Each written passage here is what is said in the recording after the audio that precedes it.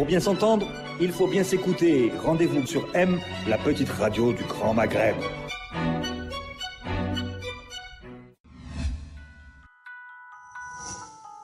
Radio M, l'entretien. Amis auditeurs, bonjour. Nous recevons aujourd'hui dans l'entretien de Radio M M. Nordin Bouderba, ancien dirigeant syndical, spécialiste aujourd'hui du monde du travail et des questions sociales, ancien dirigeant syndical dans la Fédération des pétroliers.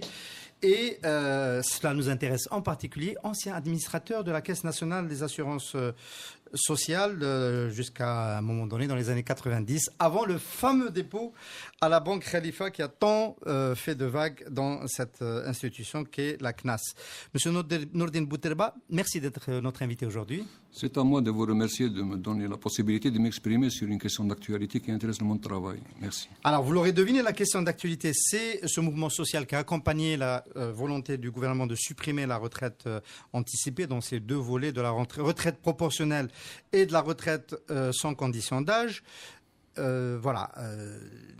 Les syndicalistes, notamment les syndicalistes indépendants, les 14 syndicats qui ont lancé ce mouvement de grève, 2 jours de grève la semaine dernière, affirment qu'ils défendent un acquis. Est-ce qu'on peut rappeler, M. Bouderba, d'où vient cet acquis qu'est la possibilité pour les travailleurs de partir en retraite avant l'âge légal? Merci encore une fois. Moi, je pense d'abord que le problème aujourd'hui qui est posé, peut-être qu'il est exprimé par les syndicats, mais le problème il est posé aujourd'hui par l'ensemble des travailleurs algériens. Il y a une ébullition au niveau de l'ensemble des travailleurs, y compris dans les syndicats qui ne sont pas grévistes, comme les GTA au niveau de Rouiba. Vous prenez les pétroliers au niveau du Sud, vous prenez au niveau de Tizi Ouzou. Il y a beaucoup de milieux de travailleurs où il y a une ébullition qui exprime un certain mécontentement. Mais c'est vrai qu'il y a des syndicats autonomes aujourd'hui qui incarnent cette préoccupation, qui incarnent, si vous voulez, cette opposition, ce rejet d'une décision qui va le priver d'un acquis social qui est très important. C'est la retraite. De quoi il s'agit? Il y a aujourd'hui une décision de supprimer ce qu'on appelle la retraite avant l'âge légal qui est de 60 ans. Supprimer l'âge légal avant 60 ans, il s'agit de la retraite sans condition d'âge après 32 ans d'activité et la retraite proportionnelle qui ont été instituées par l'ordonnance 97-13 en 1997. Deux dispositifs qu'il ne faut pas confondre avec la retraite anticipée qui, elle, entre dans le cadre de l'amortisseur social qui avait été institué en 1994, c'est-à-dire 3 années auparavant, qui était un amortisseur social qui devait accompagner le programme d'ajustement structurel. Alors là, il y a déjà une première confusion, parce que très souvent on dit que c'est un dispositif qui a été recommandé par le FMI et qui a servi à accompagner justement le dégraissage, entre guillemets, du secteur public économique de l'époque. Pour moi, c'est déjà la première grande confusion. Parce que ce qui devait accompagner le programme d'ajustement structurel et l'accompagner justement pour faire le dégraissage, ça a été la retraite anticipée, qui a été instituée en 1994. Et la retraite anticipée, le travailleur n'a rien à dire. Il ne peut ni la demander, ni la refuser. Ça rentre dans le cadre de la compression d'effectifs, c'est-à-dire pour les entreprises qui ont des difficultés économiques et qui doivent faire une compression. Et on a mis en place un certain dispositif qui l'ont appelé amortisseur social. Ce dispositif comprend plusieurs segments. Dans le premier segment, c'était la retraite justement anticipée, ceux qui ont atteint l'âge de 50 ans après 20 ans, qui ont 20 ans d'exercice, 20 ans de cotisation, à condition d'avoir cotisé les 6 dernières années, ils avaient le droit d'être inscrits au niveau de la retraite anticipée. Vous percevez une pension proportionnelle à... Même pas proportionnelle, proportionnelle avec une décote. Avec une décote, c'est-à-dire une décote, le pourcentage correspondait au nombre d'années qui restait avant 60 ans. On a cessé de recourir à ce dispositif lorsque le plan d'ajustement s'est terminé, rassurez-nous. C'est-à-dire, c'est depuis... non, je dirais plus que ça. Je dirais que ce dispositif, finalement, n'a même pas été utilisé, contrairement à tout ce qu'on dit. D'accord. Il n'a pas été utilisé, je vous donne les chiffres. Ce dispositif, justement, devait accompagner la mise en chômage des 400 à 500 000 qui ont été mis en chômage. Or, que nous disent les rapports officiels aujourd'hui en Algérie? Y compris en 2000-2001, il y a eu des bilans qui ont été faits par les caisses et surtout par le CNES, le bilan de l'ajustement structurel. Le Conseil national économique et social. Voilà, le Conseil national économique et social. Il y a eu d'autres organismes qui ont fait le bilan. Bon, tout le monde parle de 400 000, il y a qui parle de 500 000, il y a qui parle de 350 000. Disons qu'on tourne autour de 400 000. Sur les 400 000 qui ont été dégraissés du secteur économique, contrairement à ce qu'on dit, il n'y a eu que 40 000 qui sont partis à la retraite anticipée. Moi, je ne suis pas encore arrivé à la retraite sans condition d'âge, ni proportionnelle. Je parle de la retraite anticipée. Donc ça a été très peu utilisé. 40 000, très peu utilisé. On va dire en gros. 10%, non, pas ça dit 10% sur toute la période qui nous sépare de 1994 à 2000. Très bien. C'est-à-dire que si on divise par 6, c'est-à-dire les 40 000 par 6, on aura moins de 7 000, 8 000 par année, pas plus. À ce moment-là, je vous pose une question. Vous étiez dirigeant syndical du GTA en 97, à l'UJTA, la Fédération des pétroliers. À quoi correspond la retraite proportionnée et la retraite sans condition d'âge? C'est une revendication syndicale. J'arrive. Non, j'arrive. C'était pas une revendication syndicale. J'arrive. Je dis déjà que la retraite anticipée. Je vous donne les chiffres rapidement pour essayer de savoir. Il y avait des gens étaient partis dans le cadre du dispositif d'ACNAC, l'allocation chômage. Et je vous donne le chiffre. Il y avait plus de 220 000 qui sont partis dans le cadre de l'allocation chômage. Il y avait plus de 60 000 qui ne croyant pas au système, ils étaient partis dans le cadre du départ volontaire. Ils ont fait grève, ils ont demandé, attendez 15 mois, donnez-moi 12 mois de salaire. Départ volontaire, je ne cherche pas à comprendre. Et il n'y avait que 40 000 qui avaient rejoint. Ça, nous l'avons bien retenu. Maintenant, nous sommes en 97. Maintenant, en 97. En 97, les pouvoirs publics, à juste raison d'ailleurs, nous avions un taux de chômage qui était très élevé. Nous avions un taux de chômage qui était de 15%. En 99, il est monté à 19%, 20%. Il a continué un peu à monter. Ensuite, il était descendu dans les années 2000. Avec un taux de chômage aussi important, cette retraite proportionnelle et sans condition d'âge a été faite, justement, a été instaurée dans le cadre de diminuer le niveau de chômage. C'est-à-dire, en Algérie, diminuer le niveau de chômage. C'était quoi? C'était de permettre aux travailleurs qui avaient travaillé un certain temps, 32 ans, et c'est déjà beaucoup, parce que les gens disent 32 ans, c'est quoi? 32 ans pour l'Algérie, c'est déjà beaucoup. Et de libérer certains postes de travail afin de diminuer d'autant plus que le niveau de cotisants commençait à être intéressant, mais pas au niveau qu'ils disent. Parce que tout le monde dit qu'on avait 5 pour 1, 6 pour 1, on avait un très bon niveau. Aujourd'hui, on a un mauvais ratio, c'est pour ça qu'on le fait. C'est pas vrai. À la fin de l'ajustement, il n'était pas bon. Non, en 87, il n'était pas bon. Il était pas bon. C'est ce que j'appelle la fin de l'ajustement. En 98, même au départ, même au début, il était bon en 90. Il était de 5,7. Je vous donne le chiffre. En 97, 98, il n'était que de 2,7. Aujourd'hui, il est de 3,1. C'est-à-dire qu'aujourd'hui... On peut rappeler de quel taux nous sommes en train de parler, hein? Le taux, c'est les salariés actifs, et vous avez, merci de le préciser, parce qu'il y a beaucoup de confusion. Les salariés actifs rapportés les salariés actifs cotisants. Cotisants. Les salariés rapportés à la population en âge d'être occupé. Non, rapportés au nombre de retraités. Oui. C'est-à-dire un retraité qui partait, il était couvert par combien de cotisants? C'était important. Il était de 2,7. Aujourd'hui, il est de 3,1. Déjà, j'anticipe un peu pour vous dire que les gens qui disent qu'aujourd'hui la situation s'est dégradée, il faut enlever ces dispositifs. Moi, je vous dis, l'année où on a instauré ce dispositif, ce taux était meilleur que celui d'aujourd'hui.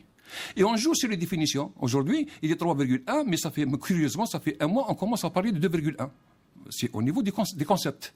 Oui. Au départ, c'était les salariés actifs. Aujourd'hui, on 3,1 cotisants, 2,1 cotisants. 2,1 retraités. Retraité pour un cotisant. Cotisant pour un retraité. Mais aujourd'hui, on dit 2,1 cotisants pour un retraité, alors que ça fait même pas 2 mois, on disait 3,1 pour 1. 3,1 cotisants. Pourquoi? Parce on est en train de jouer sur les termes, sur les définitions. Avant, on parlait de ce que c'est fait dans tous les pays du monde. On peut expliquer à nos amis auditeurs qu'un bon ratio, un bon taux, c'est quand on n'a pas besoin de beaucoup de cotisants pour couvrir les dépenses, la pension d'un retraité. Moi, je refuse. Il n'y a pas de bon et de mauvais. Non, il n'y a pas de ratio internationale, contrairement à ce qu'on dit. C'est pas vrai. On parle de 4 pour 1, on parle de 5 pour 1, de 6 pour 1. Ça, ce n'est pas vrai. On est en train de dire des ignominies sur l'Europe. On est en train de parler qu'en Europe, il y a 5 pour 1. Je vous donne les chiffres en Europe. La moyenne en Europe, elle est de 1,65 pour 1. Ni 2, ni 3, ni 4, ni 5. 1,65 pour 1, et en 2050, ils seront 1 pour 1. Et ça, c'est les chiffres de l'OCDE, de Eurostat, de l'INSSE. En France... On peut le comprendre. Hein. Oui, parce que la pyramide, elle est... Voilà. Alors on ne vient pas nous dire qu'en Europe internationale, c'est 5 pour 1. Pourquoi on nous dit que c'est 5 pour 1? C'est 1,6 pour 1. En 1960, je reviens en arrière, 56 ans, il n'était que de 4 pour 1 en France. Comment il peut être aujourd'hui de 5 pour 1? Oui. Ils sont moins de 2 pour 1. Donc moi, je refuse cette approche comptable de dire c'est comme si on avait une épicerie qui vendait des caprices, c'est plus cher, ça ne rentre pas, j'enlève ce produit-là. La retraite, c'est quelque chose de trop sérieux pour être confié au comptable. Ce n'est pas une affaire comptable, la retraite, c'est le niveau de vie d'une grande partie de la population et qui dans la durée de vie, ça allonge de plus en plus. Voilà, il faut trouver les équilibres nécessaires et les moyens de financement nécessaires pour assurer. Parce que la retraite, c'est quoi? Je vous donne une définition en 2 mots, c'est important de le savoir. La retraite, dans tous les pays du monde, quel que soit le système de retraite qu'on arrête, c'est quoi? C'est une dualité permanente entre 2 objectifs. Maintenir un équilibre perpétuel, un équilibre financier et assurer une équité, une pension pour l'ensemble des gens qui sont arrivés à un certain âge pour assurer un revenu. Et je parle d'équité, je ne voudrais pas parler de système généreux comme on le fait en Algérie, parce que le système généreux, c'est un mot utilisé par la famille et par la BEUC pour dire que c'est mauvais, il faut diminuer.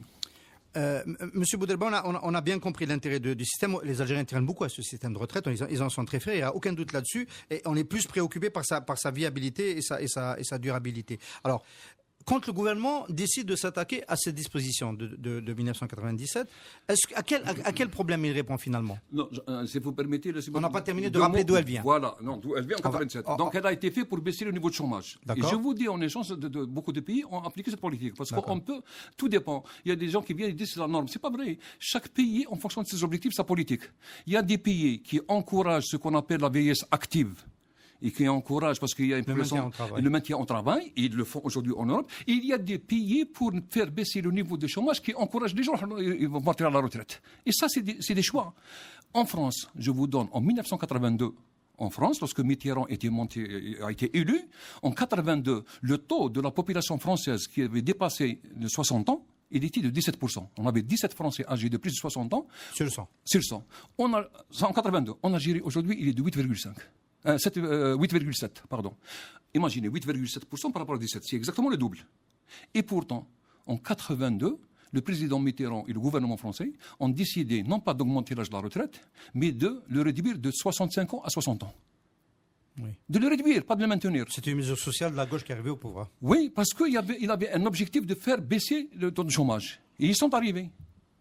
Donc, le double, il baisse là. Chez nous, on dit qu'on doit, c'est pour dire que ce n'est pas une affaire comptable, ce n'est pas une affaire financière, c'est quelque chose de plus sérieux et on ne peut pas la confier aux comptables, même avec tous les respects que je dois pour les comptables.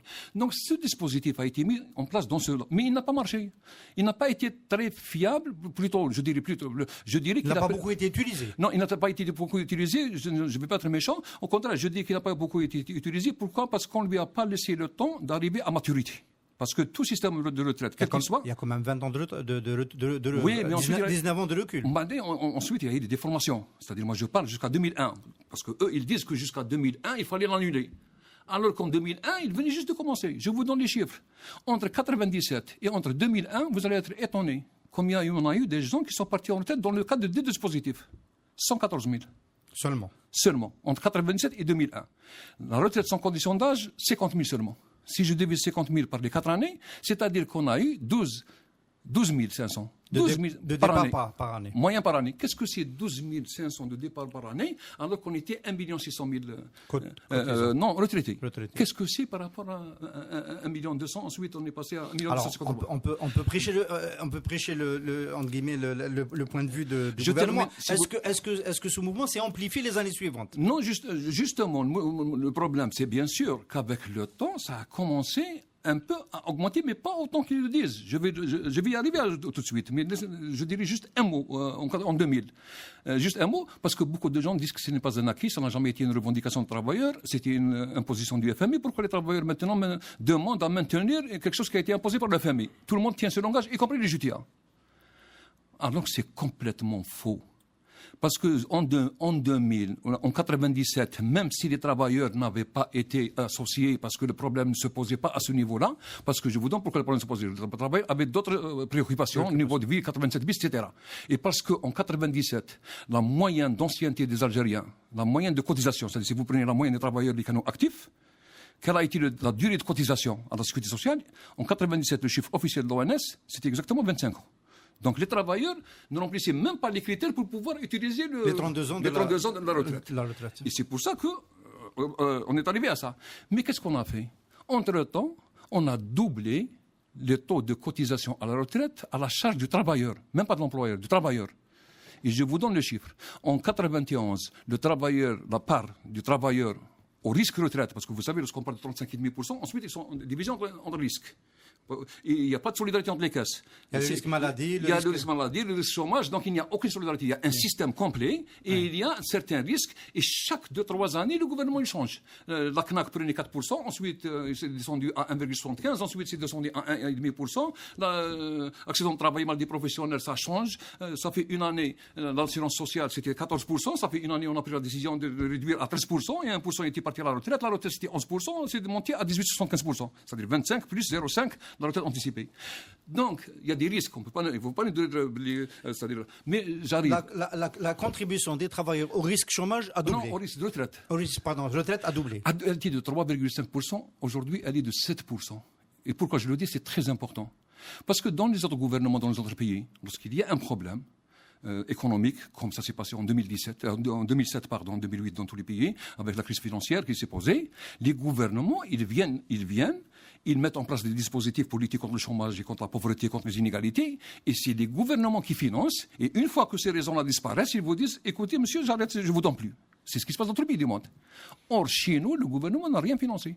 On a doublé le taux de cotisation des travailleurs. On lui a dit, monsieur, on vous enlève 7%. Pourquoi vous doublez de 3,5 à 7%? On leur a dit, parce que dans 25 ans, vous allez partir en retraite après 30 ans seulement. Vous n'allez pas attendre 60 ans. Donc, moi, à partir de ça, je dirais que même si au départ, effectivement, le travailleur ne l'avait pas demandé, et j'ai expliqué les raisons pourquoi, aujourd'hui... C'est lui-même qui a financé cela. C'est lui-même qui a financé, et ça devient un droit pour lui. Et c'est pour ça en fait, il a cotisé pour avoir le droit de partir au bout de 32 ans. Voilà, on ne peut pas lui dire aujourd'hui, tu n'as plus le droit. Et c'est pour ça qu'en 2009, la tripartite a décidé d'éliminer ce système, ce dispositif, et que tous les travailleurs sont sortis d'une marche au niveau de l'UIMA pour exiger l'annulation. Et les GTA qui avaient signé au niveau de la tripartite pour justement supprimer ce dispositif a fini par envoyer une note au gouvernement pour lui demander de geler le dispositif. D'ailleurs, pour l'histoire, les gens ne savent pas, la décision de la tripartite de 2009, elle n'est que gelée. Oui. Elle a été dégelée, quoi, cette fois-ci. Voilà, cette fois-ci, elle a été dégelée parce que la décision a été prise. Elle existait déjà. Et j'arrive. Alors, quand même, une question, on ne peut pas, parce que c'est passionnant, hein, M. Boudelba, c'est vraiment passionnant, et ce point de vue, à mon avis, manquait un petit peu à l'éclaircissement de ce dossier-là. Mais on a l'impression que le gouvernement a décidé d'en faire un cheval de bataille dans sa réforme, dans sa volonté d'engager donc de sauver entre guillemets la CNR. Mais quand on vous écoute parler, on comprend que en fait l'enjeu n'est pas aussi important que ça, à la fois en termes de recours à ces dispositifs-là, en termes de ce que ça permet d'économiser au gouvernement. On a donné par exemple le chiffre de 405 milliards de dinars que le budget de l'État cette retraite-là, ces dispositifs-là, coûtaient au budget de l'État. D'abord, ça ne coûte aucun sou au budget de l'État. J'ai expliqué que, mis à part, c'est dommage qu'on n'a pas le temps, parce que moi, je vous dirais en une phrase, parce que même ça demande à lui seul, ça demande une heure d'explication. Mais, parce que beaucoup de gens disent aujourd'hui que l'État finance la retraite et le système de sécurité sociale en Algérie, alors que ce n'est pas vrai. L'État ne finance rien du tout. Au contraire, c'est la sécurité sociale, y compris la CNR, qui prend en charge des dépenses qui devraient être à la charge de l'État. Parce que dans la sécurité sociale, il faut comprendre qu'il y a deux types de dépenses. Il y a ce qu'on appelle des dépenses de protection sociale. En Algérie, on les appelle des dépenses de solidarité nationale, qui sont mises à la charge de la CNR et que l'État doit rembourser. C'est les compléments, les différentiels, les pensions minimales, l'ICPR qui avait accompagné la libéralisation de la politique de libéralisation en 90, l'indemnité complémentaire des pensions et des revenus. Les Moudjahidines, il y avait une pension de 100%, pas de 80%. 2 fois et demi le SNMG, donc de 94, le SNMG, il monte à 4 000 dinars au lieu de 2 500 dinars, donc la pension, elle monte de 2 fois et demi, etc. Tout ça, la CNR les dépensait pour compte. C'est-à-dire que l'État devait lui rembourser. Et encore, lorsque je parle de Moudjahidines, il faut s'entendre. Je ne dis pas pourquoi ils doivent les payer. Les Moudjahidines, les chouhadas sont sacrifiés pour le pays. Les enfants, les ayants droit, ont un droit. Je ne discute pas de ça. Je discute, s'il y a quelqu'un qui doit reconnaître ce droit, c'est toute la société et non pas les travailleurs qui doivent payer ça. Et ils doivent être à la charge de ce point de vue de l'État. On a fait la même chose en 99. Donc des citoyens, donc des impôts, donc de la cotisation du trésor public. Je parle de la même chose des patriotes qui sont sacrifiés pour le pays, la police communale qui aujourd'hui ne touche rien du tout. Bon, on a essayé de les passer en retraite, de leur donner une petite retraite spéciale. Cette retraite spéciale, bien qu'il la mérite, mais je dirais que c'est à l'État de la payer. Tout ça doit être payé par l'État. Les 7 ans qu'on a donnés aux enfants de Chouhada, etc. Donc tout ce problème-là, c'est les dépenses de solidarité. Et je dirais qu'au contraire, en Algérie, ce n'est pas l'État qui a payé qui a pris en charge les dépenses de sécurité sociale. C'est la sécurité sociale qui a pris en charge toutes ces dépenses-là et l'État n'a remboursé que partiellement, qu'une partie. Je vous donne un chiffre. En 2001, il y avait le travail. D'ailleurs, en 1987, il y a eu un conseil interministériel qui avait parlé de ça. Il y avait un déficit parce que la CNR avait commencé.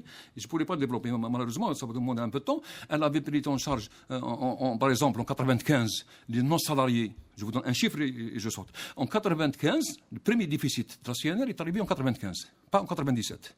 Et en 1995, comme par hasard, en plus de tout ce que j'avais dit, en 1995, il y a eu 150 000 retraités du secteur de l'agriculture qui ont été mis à la charge de la CNR qui devait payer les pensions TAHM.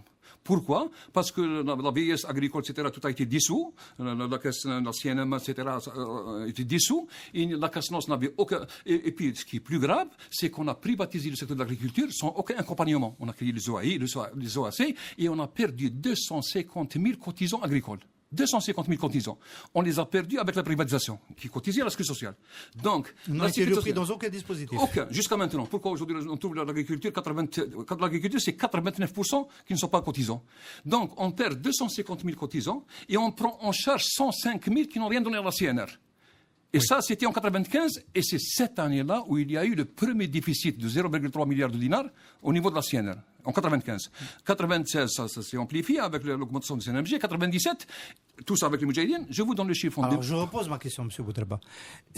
Pourquoi le gouvernement a-t-il insisté pour supprimer en priorité ce dispositif-là, puisqu'on comprend qu'à la fois, c'est devenu un droit, parce que les travailleurs le financent, et il n'impacte pas tant que cela le budget de la CNR, l'équilibre de la CNR. Voilà, justement, vous m'avez posé la question de 405 milliards, j'arrive. Il ne parle pas de 405 milliards. D'abord, il parle de 405 milliards. Il parle de 800 000 retraités qui sont partis dans le cadre de ce dispositif qui représente pour lui 50% des départs. C'est-à-dire que si on entend cet argument-là, c'est-à-dire que si on dit 800 000, sur 1 600 000, il y a 800 000 qui sont partis. Nous parlons de M. Mohamed Razi, ministre du Travail. Hein. Et les directeurs de la Sécurité sociale, de la CNR, tout le monde, y compris les JTA, tout le monde qui intervient, y compris les JTA, dit la même chose. Tout ce qui intervient, ils disent que 50% des retraités, 800 000, enfin je parle des chiffres de décembre 2015, hein, parce qu'aujourd'hui on parle de 910 000, parce qu'eux ils actualisent les chiffres, nous on ne les a pas, on attend qu'ils les affichent. Donc sur les 800 000, ils disent qu'il y a 400 000, effectivement qu'il y a 400 000, mais ces 400 000, ils oublient de dire que c'est à partir de ceux qui sont partis à partir de 97. Aujourd'hui, il y a une partie qui n'ont pas atteint l'âge légal de la retraite, c'est-à-dire 55 ans pour les femmes et 60 ans pour les hommes, mais il y a qui ont 60 ans, 65, 70, 80, 85 ans. Pour lesquels la CNR, dans tous les cas, aurait payer la pension. Ceux qui ont dépassé l'âge légal seraient dans tous les cas de figure aujourd'hui émargeant au système. Au système de retraite de 60 ans. Donc en aucun cas on ne peut les comptabiliser comme étant un fardeau. Un fardeau, un impact. Donc si on enlève et cette partie-là, ils sont combien sur les... Ils sont à plus de 400 000. Donc sur les 800 000, il n'y a que 394 000 qui sont partis depuis 1997 à ce jour en retraite, qui sont toujours vivants, qui touchent une pension et qui n'ont pas atteint l'âge de la retraite au 31/12/2015. 394 000. Parmi lesquels, il y a uniquement 86 000 qui sont partis dans la retraite sans condition d'âge et 308 000 qui sont partis dans le cadre de la retraite proportionnelle. Alors, on s'arrête une seconde ici pour rappeler un chiffre. Donc, le système, la possibilité de partir à la retraite sans condition d'âge, depuis qu'elle a été instaurée en 1997, n'a touché que 85 000 personnes. 86 000 personnes. Je dirais non, peut-être qu'il y a qui sont morts. Je dirais ceux qui sont toujours en vie à ce jour. D'accord. 86 et qui n'ont pas encore atteint l'âge légal, parce que ceux qui ont dépassé l'âge légal, ils sont plus. Donc voilà, ceux qui pèsent sur le. Ceux qui pèsent, c'est les 86 000, parce que j'ai dit sur les 800 000, vous avez 522 000 et vous avez 200 et quelques mille. Sur les 200 et quelques mille qui sont, il y a plus de 150 000 qui ont dépassé l'âge. Il y a 86 000. Donc 86 000 par rapport à 2 700 000 retraités, qu'est-ce que ça représente 86 000, c'est 5%. Et encore plus grave, c'est-à-dire que non seulement... Oui. Je dis que c'est plus grave. Ça, c'est si on la voit, le chiffre statique, 2015. Mais les statisticiens vous le disent, dans les études, on utilise l'évolution aussi. Même dans les études économiques, financières, les équilibres... Et ce chiffre va en se diluant. Il va en se diluant. Je vous donne combien c'est-à-dire qu'entre 2014 et 2015... Entre 2014 et 2015, et combien de gens qui sont partis dans le cadre du dispositif de retraite sans condition d'âge et qui n'ont pas encore atteint l'âge, ils ne sont que 2300. C'est-à-dire combien il a rajouté. C'est-à-dire quelle a été l'évolution en 2015 par rapport en 2015 par rapport à 2014. Je les compare par rapport à l'évolution moyenne entre 2011 et 2014 et je les trouve 3600.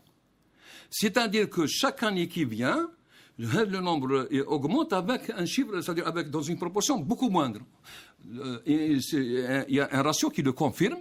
L'âge moyen de départ à la retraite, dans le cadre de la retraite sans condition d'âge, qui était en 2010 55,25 ans, c'est-à-dire que si on prend la moyenne, hier, un directeur de la CNR l'a déclaré à la télévision, il est aujourd'hui de 57 ans.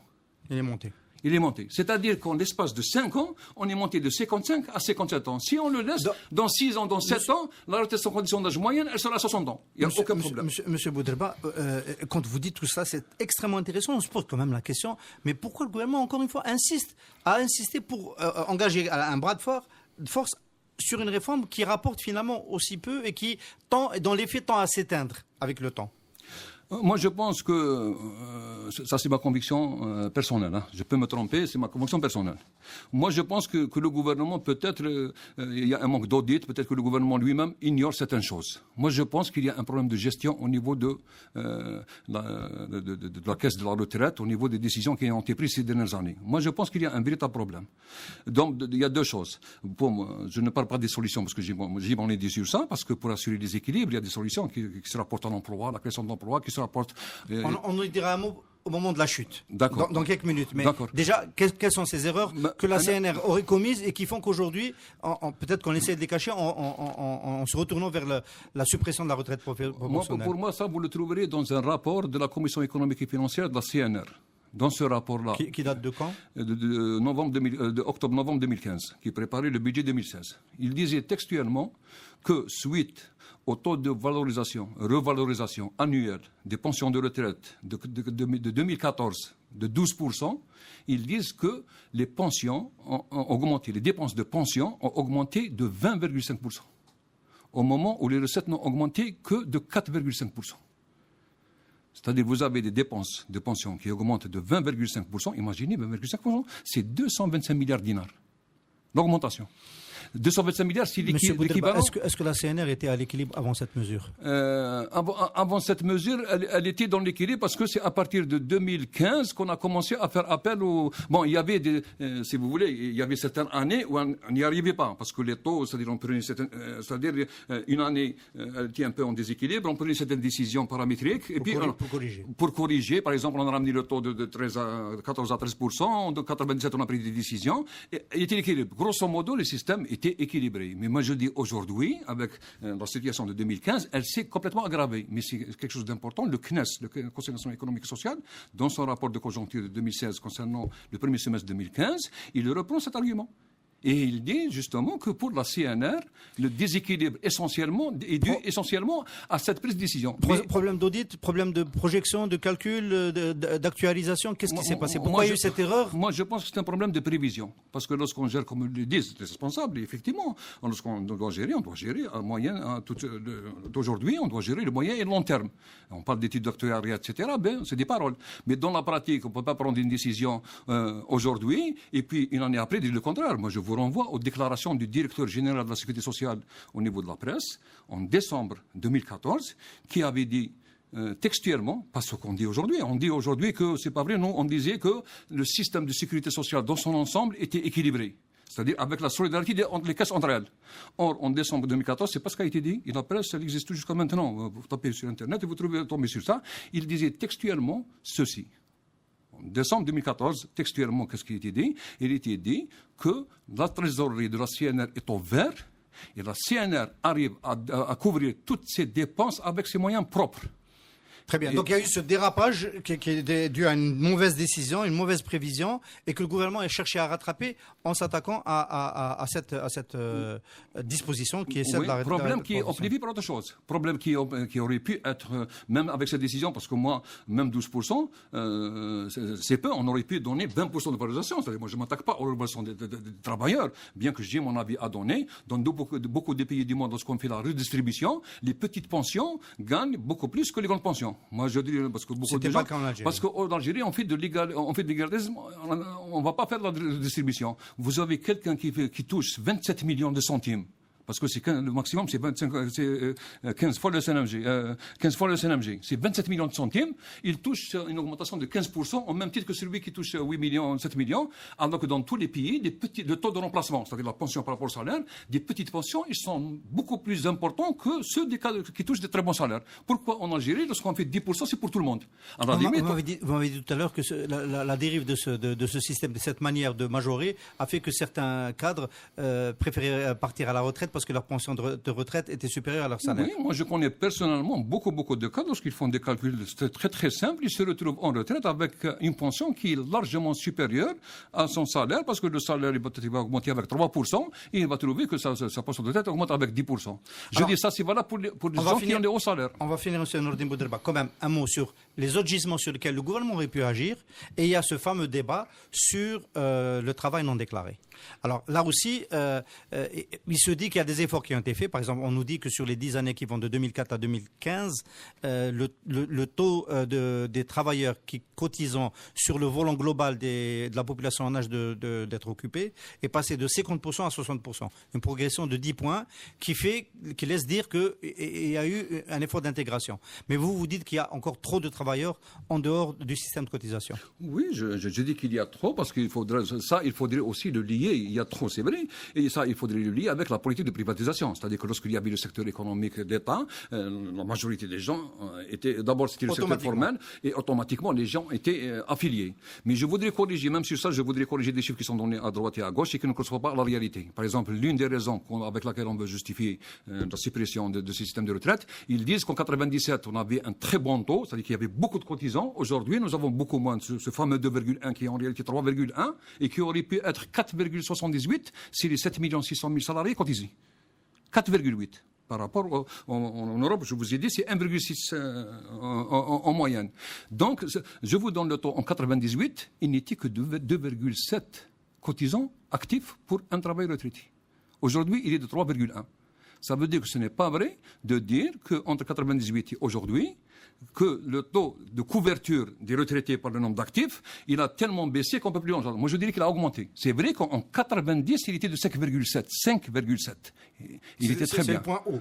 Voilà, c'est le point haut. Mais avec le chômage, il est descendu à 2,7. Et ensuite, avec la politique, les prix des hydrocarbures, enfin, avec les prix des hydrocarbures qui ont augmenté, la relance qui a augmenté. Alors, nous, on parle beaucoup du gisement de non-cotisants dans l'informel. Vous dites qu'il est dans le formel, chez le privé. Moi, je dis qu'il est non seulement dans l'informel, il y a beaucoup de choses parce qu'il est énorme dans l'informel. Les derniers chiffres, je ne parle pas parce que tout le monde parle de très bons résultats, mais ils ne sont pas encore publiés. Moi, je voudrais bien qu'il les publie. Mais dans l'informel, le dernier chiffre de 2015, d'abord dans l'informel, il faut dire que sur 3 millions, nous avions 1 300 000 affiliés, mais sur les 1 300 000 affiliés, il n'y avait que 300 000 qui cotisaient. Donc, vous voyez, déjà, dans l'informel, c'est quelque chose de catastrophique, il faut le dire. C'est pour ça que la casse-noce n'arrive pas à se développer. Et le taux de couverture n'est pas arrivé. Mais ce qui est encore plus grave, c'est au niveau du secteur formel. Et je suis formel, c'est ce que je dis. Le rapport, et ça ce que je dis, c'est le rapport du CNES, le rapport de l'ONS, l'Office national des statistiques de 2013, c'est le dernier qui a donné les détails de la sécurité sociale de la couverture, c'est-à-dire de l'affiliation. Sur 3 millions de salariés dans le secteur privé, il y a 2 266 000 qui ne sont pas affiliés, ce qui représente 75%. Même pas affiliés? Même pas affiliés. Ils ne sont pas affiliés et les responsables nous disent, la dernière fois, ça fait 2-3 jours, sur la télévision, ils sont passés, ils ont dit non, le chiffre n'est que de 50%. Et ce qui est malheureux, c'est qu'il y a un consultant, un spécialiste de l'ONS qui devait être neutre sur ce plan-là, qui a affirmé qu'il y a 30%. Alors que c'est 75%. Alors que c'est 75%, c'est pas 30%. Et si c'est 75%, c'est un gisement énorme. Le deuxième gisement, c'est à moyen et long terme, c'est-à-dire, c'est à moyen terme, disons. Le deuxième gisement, c'est le taux d'emploi et contrairement à ce qu'on dit, le taux d'emploi en Algérie, il est très bas par rapport à celui de la Tunisie, même du Maroc. Bon, c'est vrai que le Maroc... Notamment à cause de l'emploi féminin, disent les enquêtes. Oui, le taux d'emploi féminin est de 13% en Algérie, mais c'est ce qui donne un taux d'emploi global, enfin un taux d'activité globale en Algérie de 41-42, ça aussi. Alors qu'en Tunisie, il est de 46%. C'est-à-dire que si on gagne 10% seulement de l'emploi, 10% de l'emploi, si on arrive à développer ça, et encore, pardon, pour le féminisme, il faut aussi investir dans l'emploi durable, dans l'économie productive. Et si on fait ça, on va gagner minimum 200 milliards de dinars, ce qui équivaut au déficit de la CNR. Monsieur Boudelba, les syndicalistes ont donc tout à fait raison de conduire ce mouvement de grève pour protéger ce droit. Moi, je trouve qu'ils ont tout à fait raison. C'est légitime de leur part et j'espère qu'il y aura un dialogue. J'espère qu'il y aura pour trouver des solutions, un consensus. Parce que je remarque une chose, c'est que tout le monde dit la même chose sur le principe, sur le plan du principe. Tout le monde est d'accord. Tout le monde est d'accord que le système en Algérie, c'est l'un des meilleurs systèmes du monde. C'est vrai, moi aussi je dis que c'est l'une des plus belles réalisations de l'Algérie indépendante. Ce système qui est basé sur la solidarité des générations, mais la solidarité de la même génération entre elles, dans la distribution. Et ce système, il faut le sauvegarder quel que soit X. Maintenant, la question qui se pose, ce n'est pas est-ce qu'il est bon, il n'est pas bon, tout le monde est d'accord. La question, pourquoi il y a un problème et quelles sont les solutions. Et sur ce plan-là, je n'ai pas le temps de le dire, mais vous pouvez aller sur Internet, j'ai 25 propositions. J'ai fait 25 propositions dans les détails, comment assurer la pérennité du système, l'équilibre du système, tout en assurant sa pérennité. Et j'ai 25 propositions sur ça. Monsieur Boudelba, nous allons sûrement les traiter sur Maghreb Émergent pour prendre le relais de cet entretien sur Radio M. Merci beaucoup C'est à moi de vous remercier. De nous avoir éclairés. Merci. Radio M, l'entretien.